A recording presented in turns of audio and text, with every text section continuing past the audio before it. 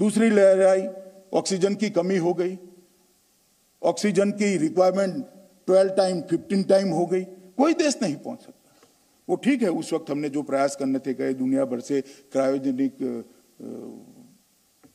Trailer लाए और उसको पहुंचाया, रेलें चलाई, हवाई जहाज से पहुंचाया, निपट गया।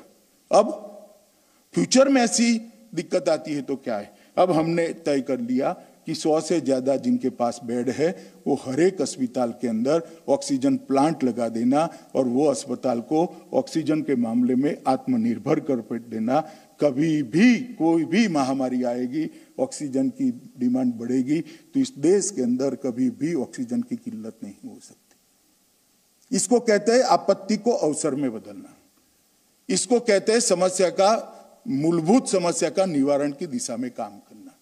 ये सारी चीजें अपने आप में टुकड़े टुकड़े में हो सकती है, मगर नीति निर्धारक वही है जो एक पद्धति के साथ एक के बाद एक जोड़कर, एक लड़ी जोड़कर समग्र समस्या का समाधान करे, और वो नरेंद्र मोदी जी ने किया है।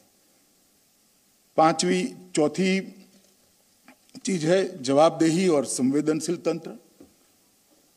कोविड आया, कोविड से ढेर सारे लोगों का, रोज कमाकर रोज खाने वाले लोगों के जीवन पर बड़ी बड़ी दिक्कत आ गई। एक ठेला चलाने वाला, एक लॉरी से मटेरियल ढोने वाला, एक ऑटो चलाने वाला, एक किराए की टैक्सी चलाने वाला, वो तो शाम को उसी से खाता है जो दिन में कमा लेता है। लॉकडाउन हो गया, वो क्या खाएगा? दुनिया की कोई सरकार ऐसे समाधान नहीं ढूंढ पाई। बहुत छोटी छोटी आबादी वाले देश भी नहीं ढूंढ पाए।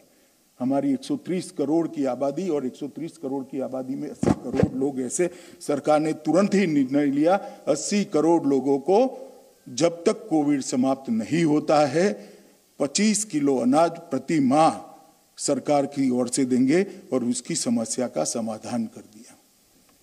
कुछ समय तक दालें भी दी, कुछ राज्यों ने तेल भी दिया है। इसको कहते हैं रिस्पॉन्सिव और संवेदनशील सरकार। इसके साथ ही 130 करोड़ का टीकाकरण, उसको बहुत अच्छे तरीके से प्लानिंग के साथ फ्री ऑफ कॉस्ट देकर आज हम कह सकते हैं कि लगभग कोविड के खतरे से, कोविड कभी भी आ सकता है, वायरस रूप बदलकर भी आ सकता है, परंतु आएगा भी तो हमने एक सुरक्षा का लेयर कम से कम हमारे नागरिकों के लिए सुनिश्चित कर लिया है, जिससे इसकी जान को खतरा होने की संभावनाएं कम है।